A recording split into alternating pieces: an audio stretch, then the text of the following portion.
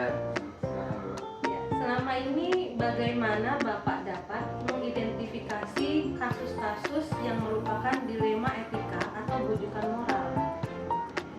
kalau di sekolah kita ini terkait dengan hal terkait dengan etik moral pada peserta didik, biasanya kita memang ada step-step atau langkah-langkah yang memang kita harus lakukan. Awal kita pasti merujuk dengan bertanya pada wali kelasnya. Nah, wali kelas biasanya bersentuhan langsung dengan peserta itu. Kemudian setelah dari wali kelas kita juga kerjasama dengan guru BK, kemudian dengan bapak kesiswaan. Juga terakhir juga kita harus jangan lupakan bapak kelas, karena biasanya terkait dengan siswa ini juga kadang-kadang ada persinggungan dengan lingkungan atau masyarakat sekitar, terutama dengan siswa.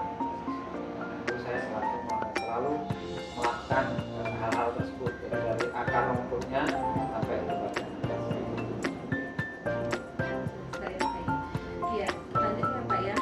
Selama ini bagaimana Bapak menjalankan pengambilan keputusan di sekolah, terutama untuk kasus-kasus di mana ada dua kepentingan yang sama-sama benar dan sama-sama mengandung nilai kebajikan? Kalau saya biasanya memang berbasis tim sih di sekolah kita ini. Kalau kita mau mengambil suatu keputusan itu berbasis tim. Artinya di sekolah ada yang namanya tim manajemen sekolah, yang isinya adalah kumpulan dari wakil yang ada di sekolah, wakil-wakil yang ada di sekolah. Biasanya saya panggil timnya, kemudian juga saya libatkan dari staf, ada perwakilannya juga. Saya ajak untuk diskusi di ruangan bagaimana kalau ada masalah dua masalah atau dua masalah, dan kira-kira mana yang akan kita ambil, kami musyawarahkan bersama, dan nanti mana hasil keputusan dari mereka itu yang saya pakai. Karena saya tidak mau dikatakan harus pendapat dari saya sendiri, tidak mau, tapi pendapat dari tim itu. Karena apa saya ambil tim? Kalau saya ambil semuanya nanti malah ribut, nanti malah pandangannya kemana-mana, jadi nggak ada kesimpulan. Tapi kalau tim itu sudah perwakilan dari mereka, nanti ada kesimpulan. Yang namanya kita ambil keputusan pasti ada faktor resiko. Ya. Selanjutnya Pak, langkah-langkah atau prosedur seperti apa yang biasa Bapak lakukan selama ini? Kalau langkah-langkah terkait pengambilan keputusan terkait etik yang ada di sekolah, memang seperti yang saya katakan tadi bahwa saya selalu menjalin kerjasama dengan tim manajemen sekolah. Kemudian selain menjalin kerjasama dengan tim manajemen sekolah terkait keputusan yang ada di sekolah, saya juga sebenarnya juga komunikasi langsung dengan komite. Dengan komite itu seperti apa, kalau ada nih misalkan maaf siswa yang ada trouble atau guru yang ada trouble antar sesamanya, maka kadang-kadang kita juga perlu minta pandangan mereka. Kemudian juga selain komite juga ada pengawas. Kita ini kan ada yang kepanjangan tangan dari dinas yang namanya pengawas manajerial. Pengawas manajerial itulah sebenarnya puncaknya. Kalau memang sudah tidak bisa, Jadi memang banyak ya Pak? banyak.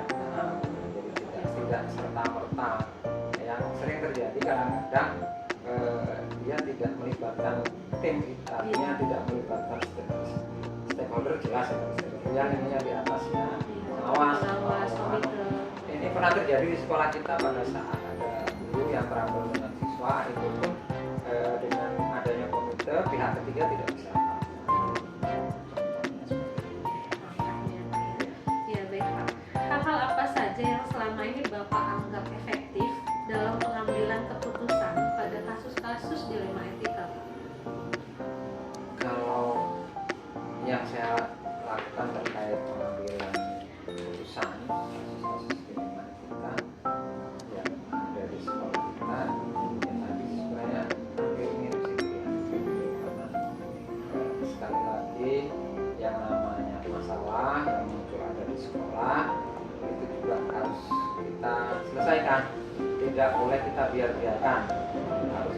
menyelesaikan baik masalah siswa dengan siswa, siswa dengan guru, guru dengan guru. Ini kan etik semua ini Iya. katanya. Itu semuanya harus kita selesaikan. Cuman ya tadi kita menyelesaikannya tidak serta merta selesai seperti itu. Selesai hari itu juga, tapi ada proses yang panjang. Ada proses yang panjang. Kita juga minta pandangan-pandangan. Nah, selain kita sudah punya tim tadi, sekali lagi kita juga jangan mengesampingkan waktu yang kita buat di sekolah. Tetap kita ikut serta. Dan berikutnya Pak, ini hal-hal apa saja Pak yang selama ini merupakan menjadi tantangan dalam pengambilan keputusan pada kasus-kasus dilema etika? kalau yang menjadi tantangan baik Keputusan. tadi sih ya tadi sih namanya sebuah keputusan. Keputusan ini kan sebenarnya yang di bawah kita ini kan orang banyak. Iya. Nah, yang menjadi tantangan kita ini kadang-kadang kan lain kepala, lain pikirannya. Iya. Semakin banyak kepala, semakin multidimensi pikirannya. Sehingga kadang-kadang keputusan yang sudah kita ambil bersama itu juga belum tentu memuaskan mereka. Paling tidak ya kita bisa memberikan pandangan-pandangan ke mereka, memberikan wawasan-wawasan. Tidak selamanya yang namanya pendapat kita itu juga harus diterima. Ada suatu saat mungkin, contoh ini, taktik perang, yang namanya perang itu tidak selamanya itu harus maju. Kalau maju terus malah bahaya. Tapi ada taktik perang itu yang harus berhenti dulu, harus mundur dulu, namanya tarik dulu itu pasti. Nah, itu yang harus kita lakukan. Kan kadang-kadang saya juga beri pengalaman kawan-kawan yang ada trouble terkait nilai keputusan yang ada, baik menyangkut masalah hubungan antar mereka, baik menyangkut masalah misalkan pendapatan mereka. Kadang-kadang ada yang mereka perlu terkait dengan pendapatan, ya asal kita syukuri insya berkah seperti itu. Baik Pak, ini selanjutnya, apakah Bapak memiliki sebuah tata cara atau jadwal tertentu dalam sebuah penyelesaian kasus dilema etika? Apakah Bapak langsung menyelesaikan di tempat atau memiliki sebuah jadwal untuk menyelesaikannya? Bentuk atau prosedur seperti apa yang Bapak jalankan? Kalau jadwal sih sebenarnya ya tidak pakai jadwal, tapi kita pakai step-stepnya buat step-stepnya. Misal ada masalah nih antara guru A dengan guru B, kita kan ada step namanya dari informasi. Iya. Dari informasi dengan kita minta pandangan, info dari rekan-rekan masalahnya sebenarnya apa, itu kita harus gali informasi. Kemudian setelah gali informasi bukan hanya satu orang, dari mungkin sampai 3 sampai 4 orang yang kita memang percaya bahwa dia netral di sana. Sebenarnya terjadinya seperti apa sih kasus itu, kenapa jadi seperti itu, kenapa jadi konflik, dan seterusnya. Itu yang kedua, personal masing-masing kita harus manggil, tapi tidak langsung buka pemuka. Proses selanjutnya memanggil personal A. Jadi jadwal Ya, pergantian itu ya? tapi tidak terjadwal tertulis seperti itu, Iya. tapi step-stepnya berjalan. Kemudian nanti sudah personal A sudah, personal B sudah. Itu pun saya manggil saya tidak sendiri, saya pasti sertakan wakahumas karena biar jelas, jadi biar tidak semacam ada intimidasi dari saya merasa seperti itu kawan, maka saya sertakan wakahumas yang manggil mereka. Setelah mereka dipanggil kita jadwalkan secara jadwal untuk ketemu bareng-bareng, tapi ya ada kita dan ada wakahumas, perlu ada yang lainnya supaya tidak terjadi konflik berkepanjangan. Berarti bisa dikatakan jadwal itu sesuai dengan kebutuhan. Ya, tapi tidak berjalan kan tanggal sekian Iya. tidak, tapi jadwal itu ada step-stepnya itu saja, tahapan-tahapan tadi. Ya, ini selanjutnya Pak, adakah seseorang atau faktor-faktor apa yang selama ini mempermudah atau membantu Bapak dalam pengambilan keputusan dalam kasus-kasus dilema etika? Kalau yang menjadi acuan lah bahasa kita ya, Yang faktor dan orang-orang. ya kita sebenarnya kan ada di sini di pendidikan, jadi guru.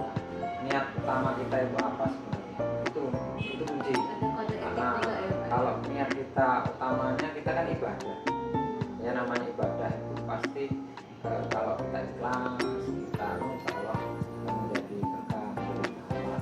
Kemudian juga kan yang namanya di rumah, di sekolah, di mana tatanan ada aturan-aturan, ada aturan-aturan baku yang ada di tempat itu, maka kita harus taati aturan-aturan baku itu.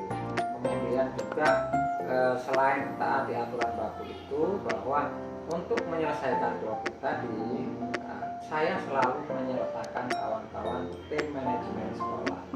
Jadi itu acuan saya itu. Kenapa? Kalau ada apa-apa nanti dari pihak ketiga yang tidak senang dan seterusnya, ini loh, ini bukan hasil saya sendiri, ini hasil musyawarah tim kami.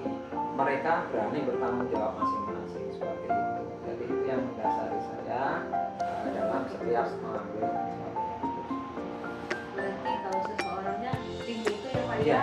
Kemudian kalau faktor-faktornya yang lain itu peraturan itu ya, Pak? Peraturan. Terus ya tadi jangan lupa niat ibadah itu. Iya, niat awal. Niat awal. Niat Karena kalau kita sudah niat lillahi ta'ala, niat ibadah, pasti rujukan kita Allah dan Rasul ya. Nah, ini yang terakhir Pak, dari semua hal yang telah Bapak sampaikan, pembelajaran apa yang dapat Bapak petik dari pengalaman Bapak mengambil keputusan dilema etika? Kalau pengalaman saya sih, artinya kita selaku pemegang kebijakan ya. Pembelajaran yang Selaku pemimpin pemegang kebijakan, bahwa kita itu jangan merasa paling tinggi sendiri. Power lah, Pak. Ya, sehingga mengesampingkan orang lain. Itu kadang-kadang kan ada tipe-tipe yang orang seperti itu, Empatinya kurang. jadi empatinya kurang sehingga setiap mengambil keputusan dasarnya harus dari diri sendiri. Kalau saya tidak mau seperti itu. Dasar pengambilan keputusan yang saya pakai ya, dasar hasil dari tim tadi, dengan rujukan kita juga diskusi dengan komite yang ada di sekolah kita ini dan juga pengawas selaku pengawas manajemen sekolah kita ini. Kalau itu kita pakai, ya insya Allah ya nyaman pada proses perjalanan di semua kegiatan, semua aktivitas, mau kita ada momen apapun, saya selalu kita. Ya, Pak, terima kasih banyak. Sama-sama. Ini semua sudah tercapai, semua pertanyaan sudah terisi semua. Dapat pembelajaran yang sangat berharga dari pertanyaan-pertanyaan ini. Kemudian pengalaman